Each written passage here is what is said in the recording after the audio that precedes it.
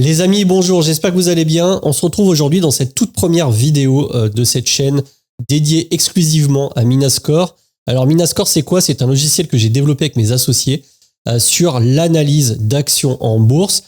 Et ça fait pas que ça, puisque tu vas le voir, il y a aussi une section Super Investor, une section portfolio. Bref, je vais te parler de tout ça dans cette vidéo. L'idée, c'est que sur cette chaîne, tu retrouves toutes les vidéos qui te permettent de comprendre et de paramétrer correctement Minascore. Et pour ce faire, je te propose ce tout premier tutoriel. Tu peux t'abonner à la chaîne si ça te fait plaisir et si ça t'aide à comprendre et à utiliser notre logiciel. Je te remercie par avance. Donc, Minascore, minascore.com, une fois que tu t'es inscrit ou que tu as souscrit à un abonnement, tu vas arriver par défaut sur cette page. Donc, cette page, c'est quoi? C'est la liste des actions les plus consultées par l'ensemble de la communauté Minascore.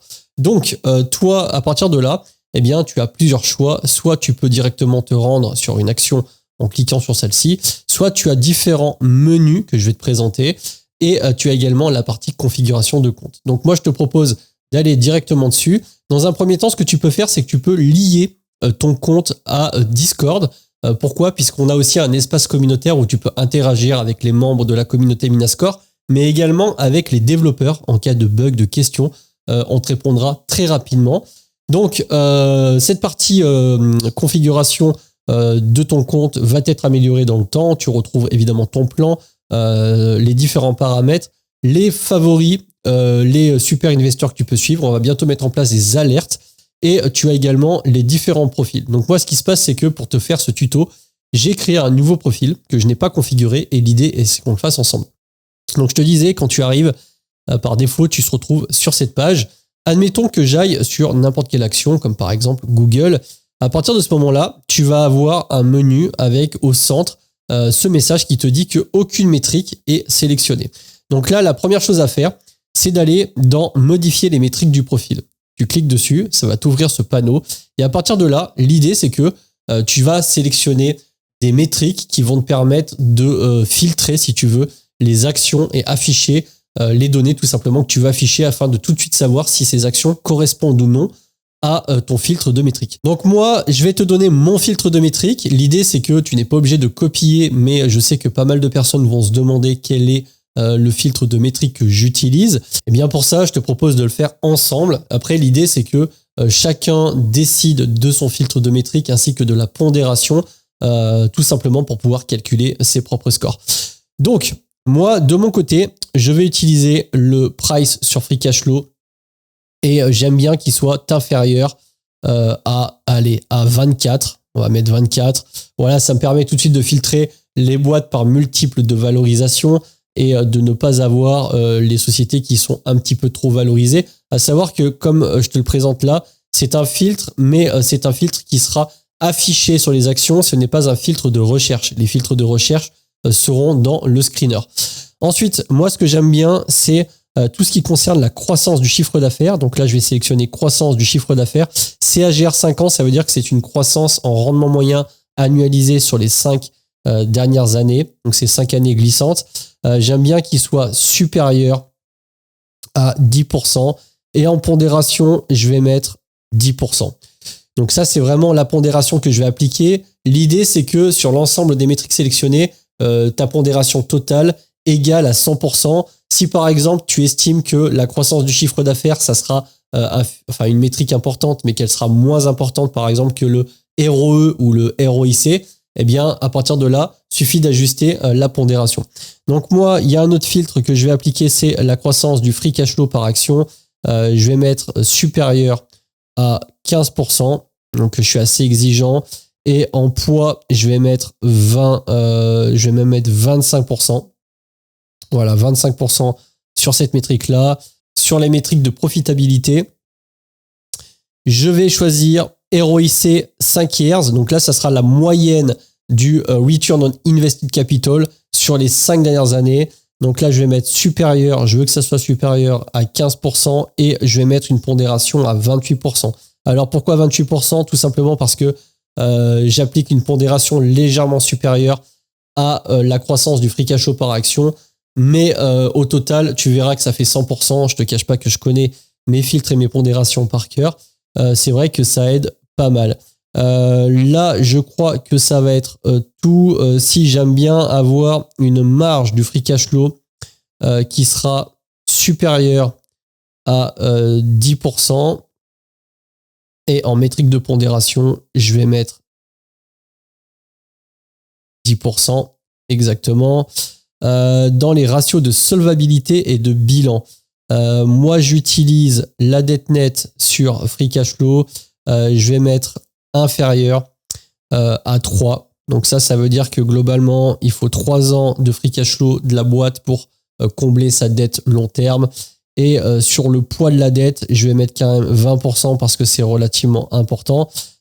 Tu peux le voir en bas là, j'ai le poids total. Donc là, j'atteins 93%. Donc il y a peut-être quelque chose qu'il va falloir que je corrige. Dividende, je ne regarde pas. Le score composite, je vais sélectionner les 3 scores qui sont le Piotrowski F-score, le Bainicham score et le Altman Z-score.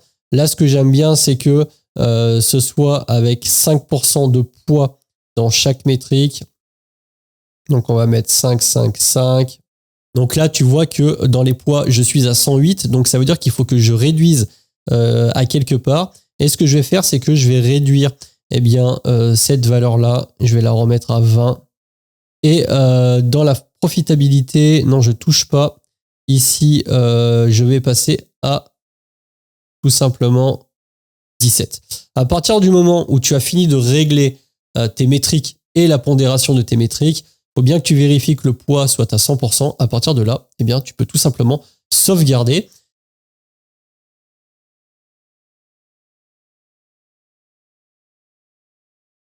Et ce qui va se passer, comme tu le vois là, c'est que tu vas avoir les métriques paramétrées qui vont s'afficher en couleur. Donc ça sera en fonction de ce que tu as mis entre supérieur et inférieur.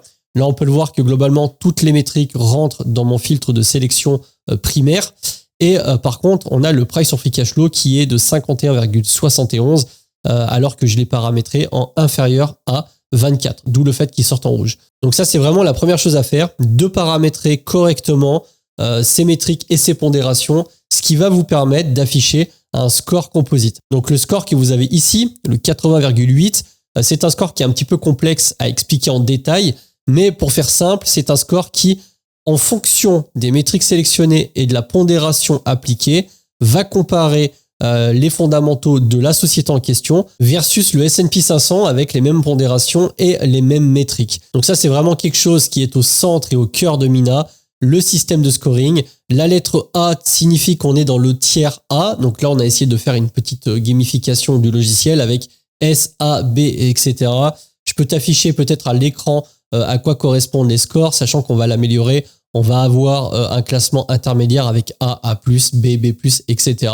Et on se retrouve donc avec la checklist d'analystes qui correspondent très précisément au paramétrage des métriques que vous avez appliquées et la partie score avec les métriques et les pondérations. Évidemment, vu que j'ai configuré les 3 scores métriques, on les retrouve juste ici, à savoir le Piotrowski F-score, le Altman Z-score, le Bainicham score, avec à côté de chaque métrique une petite bulle d'aide qui vous permet de comprendre le score. Vous avez également tout un ensemble d'informations primaires que vous retrouvez juste ici et vous avez une partie graphique personnalisée. Donc là, c'est très simple, il suffit tout simplement d'ajouter ou de supprimer les graphiques en question en fonction de vos besoins. On a également la possibilité de cliquer sur les graphiques pour avoir un zoom. Donc là, par exemple, dans le cas du price sur free cash flow, on a une courbe qui est en 5 années. Et on peut voir qu'on a instantanément la médiane et le minimum sur la période sélectionnée, à savoir que la période est paramétrable entre 5 ans, 10 ans, 20 ans et tout. Et vous pouvez aussi affiner un petit peu le graphique grâce à une configuration de ce qu'on appelle la granularité, où on peut passer de mois, semaines et jours pour avoir un graphique encore plus précis.